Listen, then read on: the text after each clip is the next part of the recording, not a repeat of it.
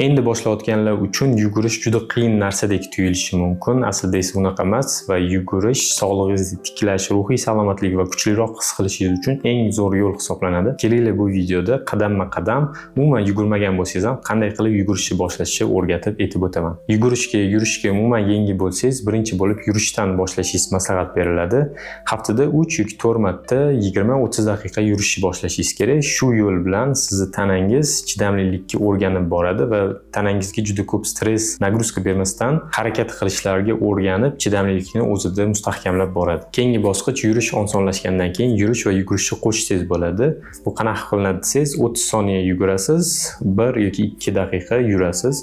Shu tarzda 20-30 daqiqa yurish va yurishni aralashtirib yugursangiz bo'ladi. Har hafta o'tgan sayin sekin-sekin yugurish vaqtingizni ko'paytirib, yurish vaqtingizni qisqartirib boraverasiz va shu tarzda 1 oy, 2 oyda o'sha 20 daqiqani tinmasdan yugurishgacha olib chiqishingiz mumkin bo'ladi. Shoshmasdan, o'zingizga nagruzka bermasdan, chidamlilikni oshirib, shu tarzda yurish va yugurishni qo'shib, kuchaytirib, yugurishga o'tib ketsangiz bo'ladi. Boshlanishida yugurish bu tezlik yoki masofa uchun yugurish emas, bu shunchaki sog'lig'ingiz uchun.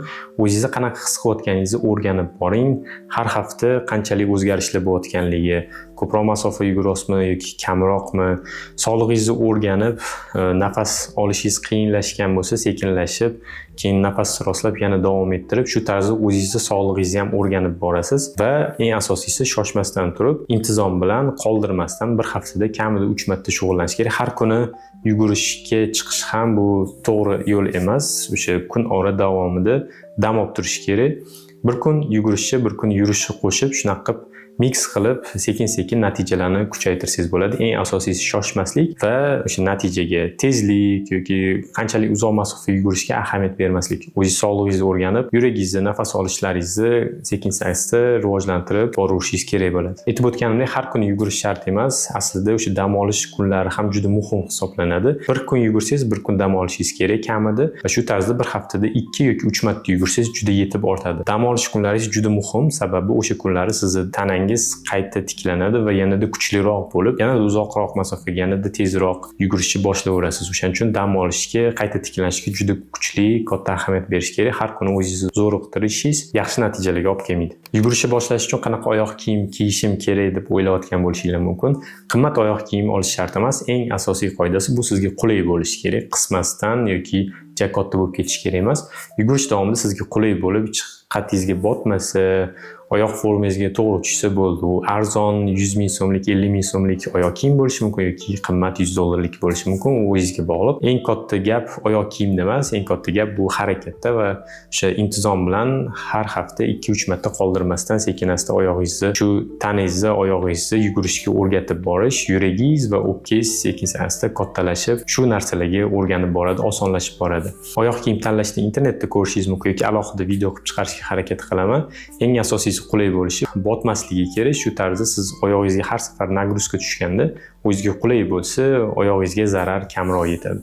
Shunaqa boshlayverasiz va sekin-asta kirishib ketganingizdan keyin o'zi qaysi oyoq kiyim ko'proq yugurishga qulayligini o'zingiz tanangiz sezib boraveradi va sizga signal beradi. Ba'zi kunlari uydan chiqib yugurish juda qiyin bo'ladi, lekin o'sha kunlar eng muhim, sababi o'sha payt siz irodangizni yengib, intizomingizni kuchaytirib chiqishingiz kerak bo'ladi. Mayli o'sha 30 yoki 20 daqiqa yugurmang yoki yurmang, shunchaki 10 minutga qisqa masofaga yugurishga chiqib keling, qisqa masofaga yurishga chiqib keling, bu ham hisoblanadi. Eng asosiysi o'sha intizomni buzmaslik va qiyin bo'lganda ham chiqib shu mashg'ulotni o'tkazish bo'ladi. Vaqt o'tgan sayin bu hamma narsa sizga osonlashib boraveradi. O'sha taningiz ham chidamliroq, baquvvatroq bo'lgandan keyin orqaga qaraganingizda o'sha natijalarni ko'rib, irodangiz kuchaygani, intizomingiz kuchaygani, taningiz o'zgarganini ko'rib, o'zingizdan faxrlanishni boshlaysiz va buni emotsiyalarni hech qanaqa pulga ham, hech qanaqa boshqa narsaga ham almashib topa olmaysiz. Shuning uchun eng asosiy narsa bu har kuni o'sha harakatda bo'lish, mashg'ulotlarni o'tkazish va ularni qoldirmaslik. Yugurish aslida qo'rqinchli yoki qiyin narsa emas, shunchaki yugurishni boshlashingiz kerak va o'zingiz ko'rasiz. Vaqt o'tgan sayin qanchalik